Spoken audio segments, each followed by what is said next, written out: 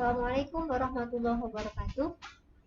Saya ucapkan selamat datang bagi siswa-siswi baru SMK Hidayatus Sholihin tahun pelajaran 2020-2021. Alhamdulillah, puji syukur kita panjatkan kehadirat Allah Subhanahu wa Ta'ala yang telah memberikan kesempatan kepada kita untuk dapat bertemu pada kegiatan MPLS hari ketiga ini. Sebelum kita mulai kegiatan inti, bagaimana? Masih bersemangat? Baik, perkenalkan, nama saya Vivi Nuraili. Saya sebagai pengampu mata pelajaran IPA Terapan. Bagi kalian yang terdaftar sebagai peserta didik pada jurusan Tata Busana, insya Allah akan berkesempatan bertemu dengan saya pada mata pelajaran IPA Terapan. Selain itu, saya juga diberi tambahan tugas sebagai Wakil Kepala Sekolah bidang kurikulum pada tahun pelajaran 2020-2021 ini.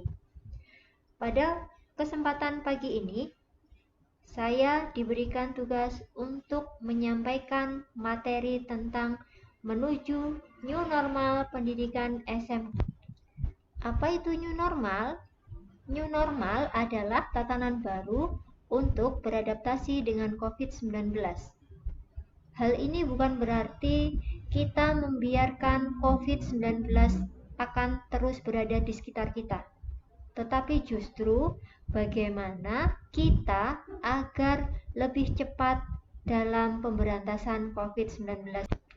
Di dalam materi ini nanti menjelaskan tentang berbagai protokol kesehatan bagi kita warga sekolah saat berkegiatan selama berada di sekolah, baik itu sebelum berangkat, saat berada di sekolah, ataupun pulang sekolah. Di antaranya, protokol kesehatan umum di sekolah, yaitu berisi antisipasi penyebaran COVID-19 di lingkungan sekolah. Berikutnya, protokol kesehatan sarana dan prasarana sekolah, yaitu berisi lingkungan sekolah, di kelas, di tempat praktek atau laboratorium, kemudian tempat ibadah dan sarana olahraga. Kemudian berikutnya, protokol kesehatan berangkat ke sekolah, yaitu perjalanan mulai dari rumah sampai di sekolah. Berikutnya, protokol kesehatan selama di sekolah untuk guru dan juga tenaga kependidikan, yang berisi aktivitas di sekolah guru dan tenaga kependidikan. Berikutnya, protokol kesehatan selama di sekolah untuk siswa, yaitu saat siswa berada di lingkungan sekolah, di kelas, di laboratorium atau tempat praktek, dan juga tempat ibadah. Dan yang terakhir adalah protokol kesehatan pulang dari sekolah, yaitu perjalanan mulai dari sekolah dan sampai di rumah. Yang pertama, protokol kesehatan umum di sekolah berisi yaitu 1. Screening kesehatan bagi guru, tenaga kependidikan dan siswa untuk memastikan kondisi kesehatannya tidak berpotensi untuk menularkan atau tertular COVID-19. Yang kedua, screening zona lokasi tempat tinggal guru, tenaga kependidikan dan siswa untuk memastikan tempat tinggalnya bukan merupakan epicentrum penularan COVID-19. Ketiga, menyiapkan sarana dan prasarana sekolah sesuai dengan standar protokol kesehatan COVID-19. 4. Menyiapkan media sosialisasi dan edukasi pencegahan COVID-19 untuk warga sekolah. 5. Pengaturan siswa belajar di sekolah dan belajar dari rumah secara bergantian untuk menghindari kerumunan. 6. Pengaturan jarak dengan prinsip social distancing dan physical distancing. 7. Koordinasi intensif dengan fasilitas kesehatan terdekat. 8. Mengajak warga sekolah untuk menerapkan perilaku hidup bersih dan sehat. 9.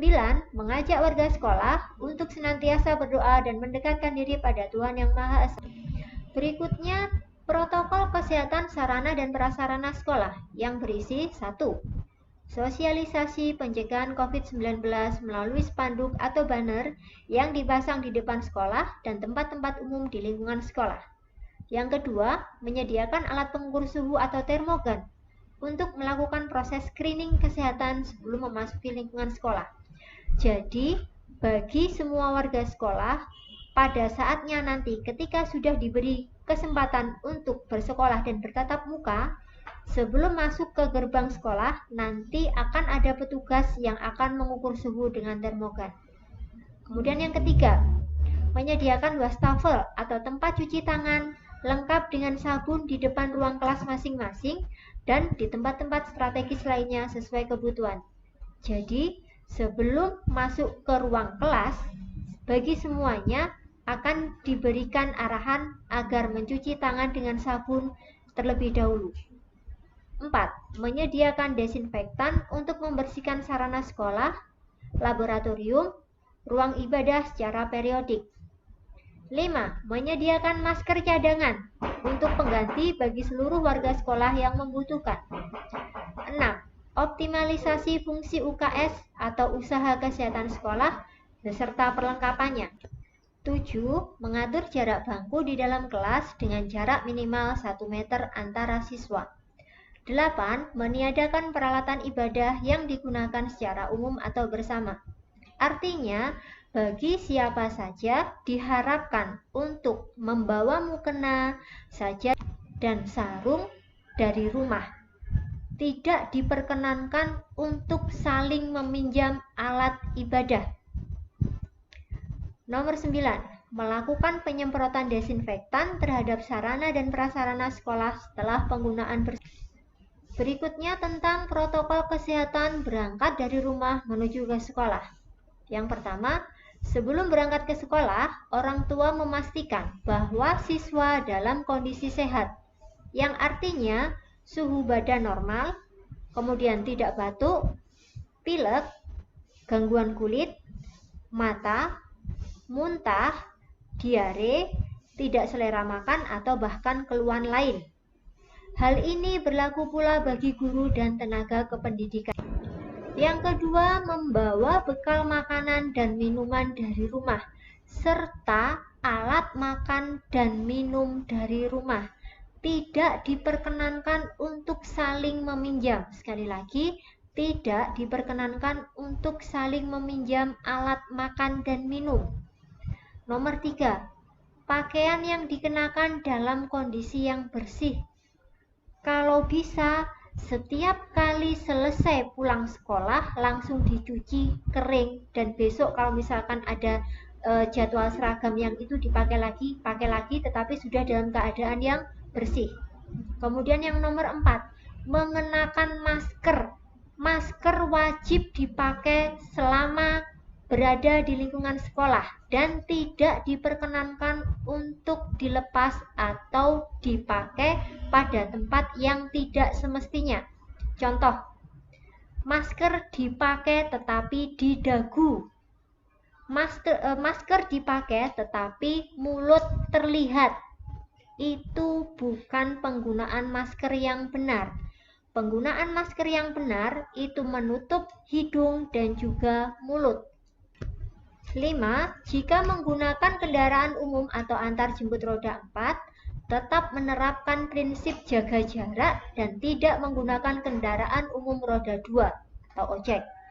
Keenam, jika menggunakan roda 2 milik pribadi atau keluarga dan berboncengan harus dalam satu keluarga atau dalam satu kartu keluarga.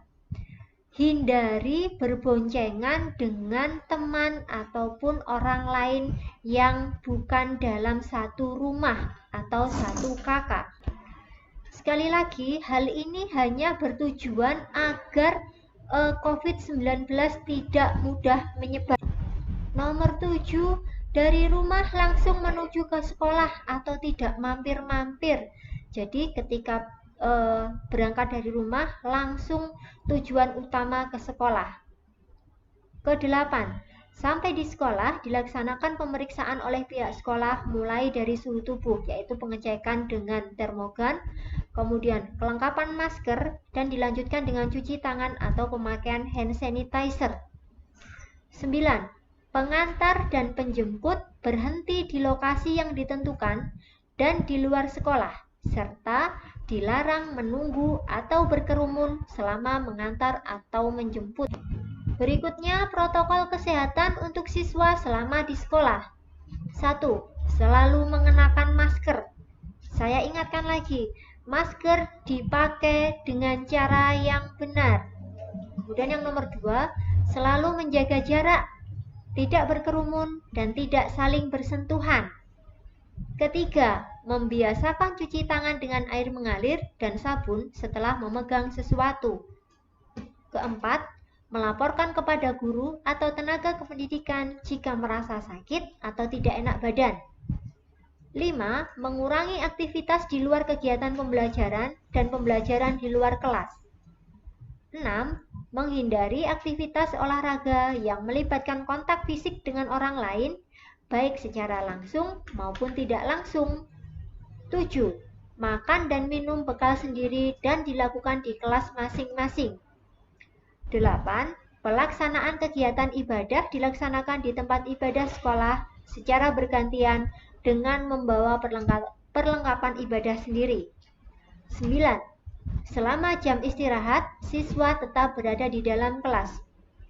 Kesimpulannya, ketika berada di sekolah, bagi siswa yang misalnya pada saat awal masuk sekolah itu duduk atau berada di bangku depan, dan seterusnya selama 1 hari itu nanti dia akan duduk di tempat yang sama.